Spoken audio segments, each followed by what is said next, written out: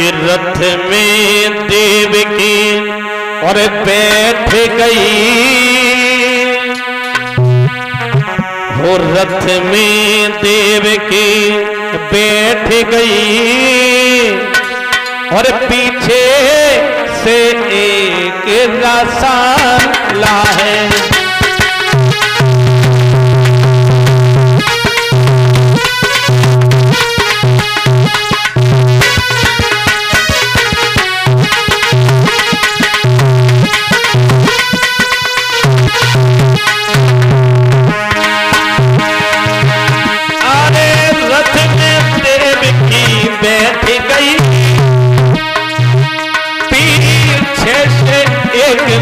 शाता है अरे ताके पीछे कंस राजी, क्या बात है ठाकुर साहब। अरे ताके पीछे कंस राजी, वसुदेव कुंवर का शाह।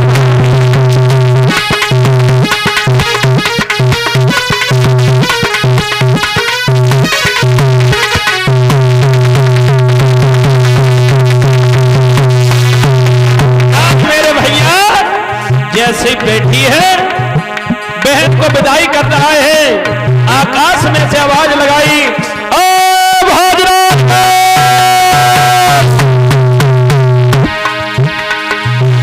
एक कंसिता की मत्ती फूल चला, ये भूल भूल हो जाएगा। देवकी का 8 माँ बालक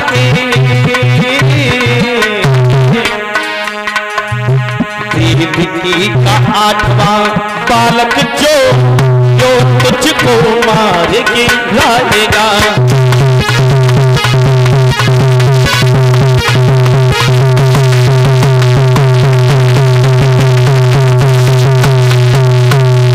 आज मेरे भैया कहा, भोजराज घोष, जिस बहन को तू हंसी खुशी से विदाई कर रहा है, इसी के घर से 8वां बालक होगा, वो तेरा काल होगा, काल होगा, काल होगा।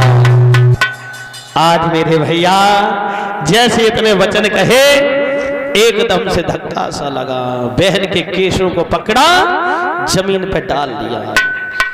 एकदम से वसुदेव कहने लगे, अरे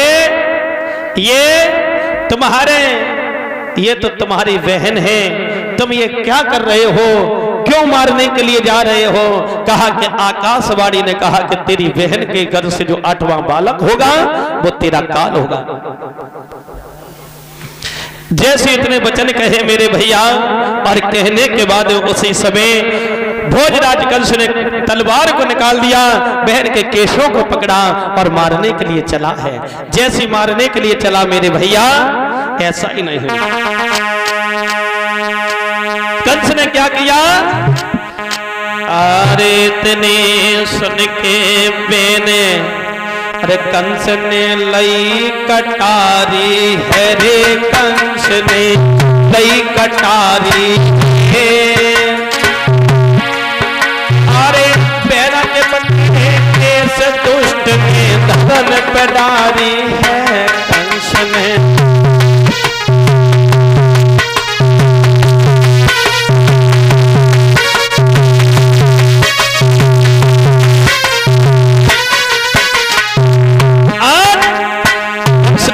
जमीन पर डाल दिया,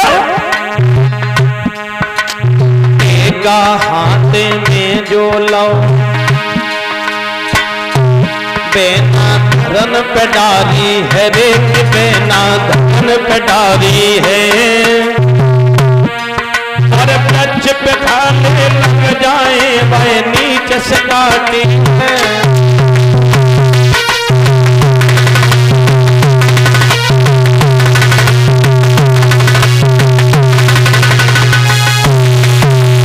आज मेरे भैया कटारी को लिया मारने के लिए चले। वसुदेव महाराज ने हाथ जोड़ लिए कि सुनो कंसराज, मैं गंगा जल हाथ में लेकर के ये सौगंध खाता हूं, जब तक 8 बालक नहीं हो जाएंगे तब तक हम यहां से नहीं जाएंगे। आज मेरे भैया बहन और बहनोई के हाथ में जंजीर लगाई है और लगाने के बाद में जेल में डाल दिया है। जब डाला तो इधर एक दिन की बात थी कि देवकी जो है वह गर्भवती होती है। मैया माता जी वह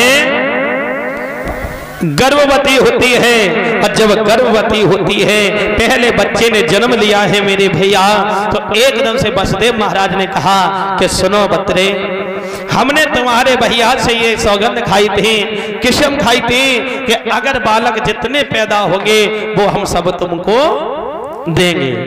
लाओ अब पहला बालक लेकर के चले। भोजराज कंस के सामने पहुंचे। जैसे पहुंचे मेरे भैया तो एकदम से क्या हुआ, भोजराज कंस ने सोचा कि इसको छोड़ दें, इसको छोड़ दें। तो कहा कि ये पहला बालक है, इसको नहीं मारेंगे।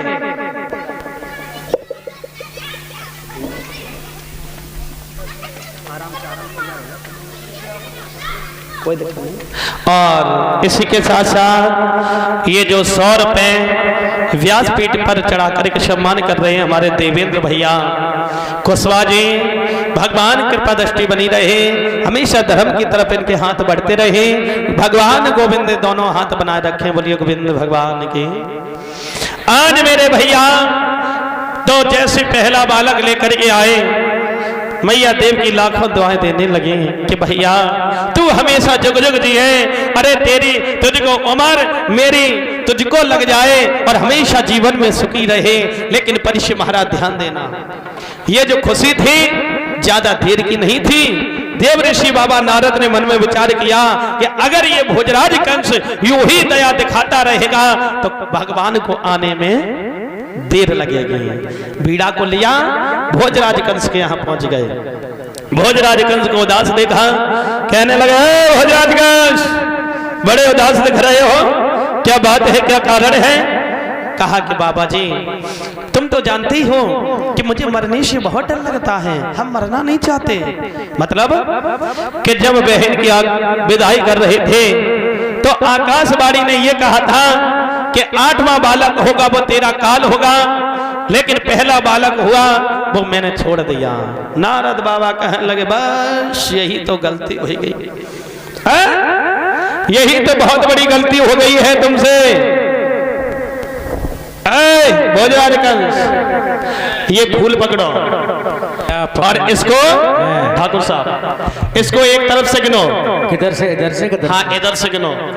1 2 3 4 5 6 7 8 हो गए। 8 हो गए। अब इधर से उल्टा गिनो। इधर से जन्म से? हाँ 1 2 3 4 5 6 7 8। बताओ 8वीं हर पंखड़ी 8वीं हो रही है, मतलब हर पंखड़ी 8 हो रही है।